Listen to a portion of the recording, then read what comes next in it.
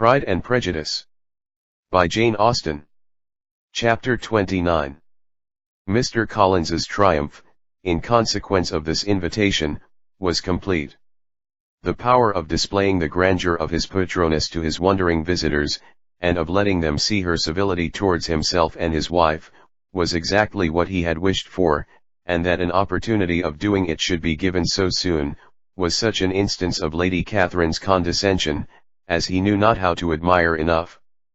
"I confess," said he, "that I should not have been at all surprised by her ladyship's asking us on Sunday to drink tea and spend the evening at Rosings. I rather expected, from my knowledge of her affability, that it would happen. But who could have foreseen such an attention as this? Who could have imagined that we should receive an invitation to dine there, an invitation, moreover, including the whole party, so immediately after your arrival?" "I am the less surprised at what has happened," replied Sir William, "from that knowledge of what the manners of the great really are, which my situation in life has allowed me to acquire. About the court, such instances of elegant breeding are not uncommon. Scarcely anything was talked of the whole day or next morning but their visit to Rosings. Mr. Collins was carefully instructing them in what they were to expect, that the sight of such rooms, so many servants, and so splendid a dinner, might not wholly overpower them. When the ladies were separating for the toilette, he said to Elizabeth, "Do not make yourself uneasy, my dear cousin, about your apparel. Lady Catherine is far from requiring that elegance of dress in us which becomes herself and her daughter. I would advise you merely to put on whatever of your clothes is superior to the rest. There is no occasion for anything more. Lady Catherine will not think the worse of you for being simply dressed. She likes to have the distinction of rank preserved."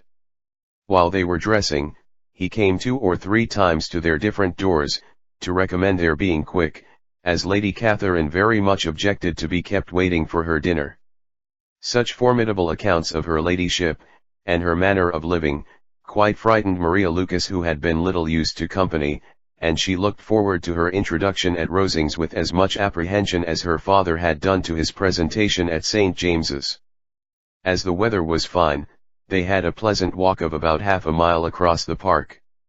Every park has its beauty and its prospects, and Elizabeth saw much to be pleased with, though she could not be in such raptures as Mr. Collins expected the scene to inspire, and was but slightly affected by his enumeration of the windows in front of the house, and his relation of what the glazing altogether had originally cost Sir Louis de Bourgh.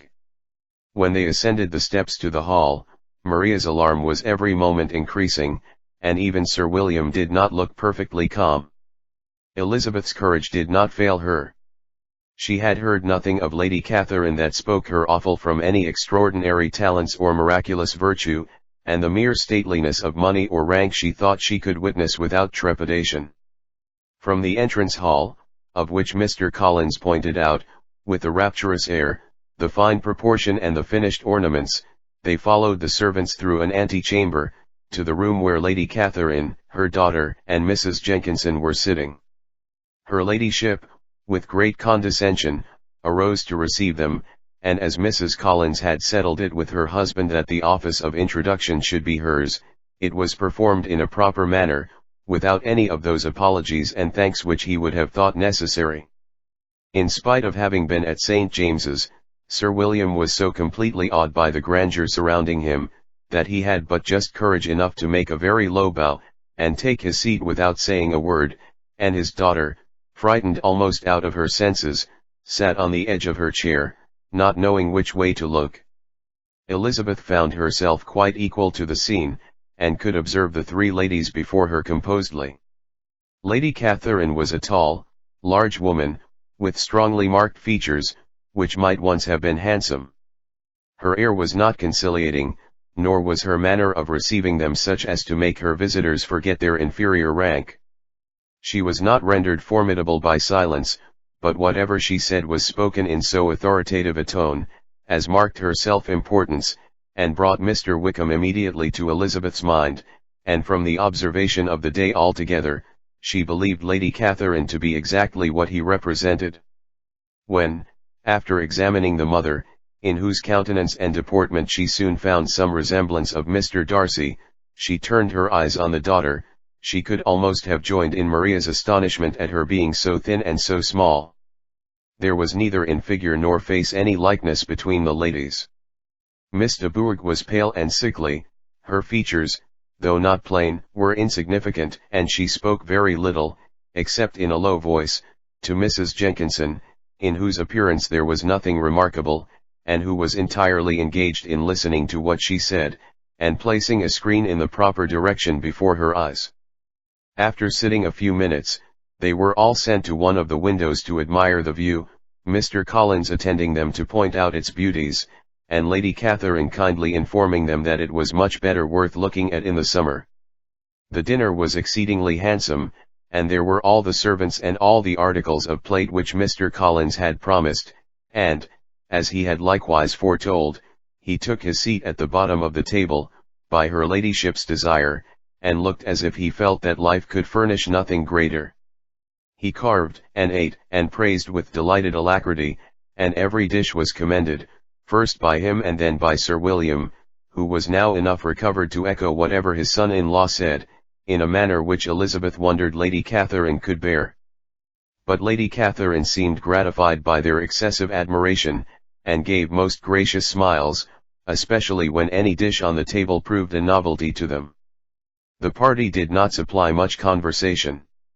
Elizabeth was ready to speak whenever there was an opening, but she was seated between Charlotte and Miss de Bourgh, the former of whom was engaged in listening to Lady Catherine, and the latter said not a word to her all dinner time. Mrs. Jenkinson was chiefly employed in watching how little Miss de Bourgh ate, pressing her to try some other dish, and fearing she was indisposed. Maria thought speaking out of the question, and the gentlemen did nothing but eat and admire. When the ladies returned to the drawing-room, there was little to be done but to hear Lady Catherine talk, which she did without any intermission till coffee came in, delivering her opinion on every subject in so decisive a manner, as proved that she was not used to have her judgment contract overruled. She inquired into Charlotte's domestic concerns familiarly and minutely, gave her a great deal of advice as to the management of them all, told her how everything ought to be regulated in so small a family as hers, and instructed her as to the care of her cows and her poultry. Elizabeth found that nothing was beneath this great lady's attention, which could furnish her with an occasion of dictating to others.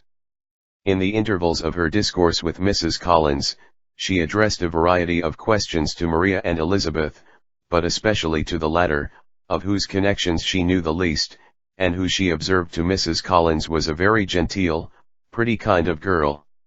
She asked her, at different times, how many sisters she had, whether they were older or younger than herself, whether any of them were likely to be married, whether they were handsome, where they had been educated, what carriage her father kept, and what had been her mother's maiden name.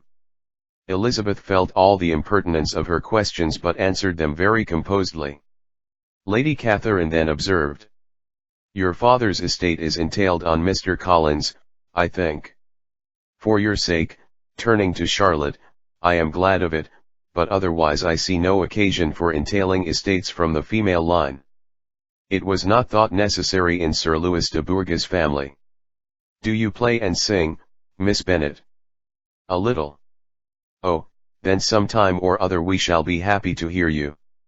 Our instrument is a capital one, probably superior to you. Shall try it some day. Do your sisters play and sing?" "One of them does." "Why did not you all learn? You ought all to have learned. The Miss Webbs all play, and their father has not so good an income as yours. Do you draw?" "No, not at all." "What, none of you?" "Not one." "That is very strange. But I suppose you had no opportunity.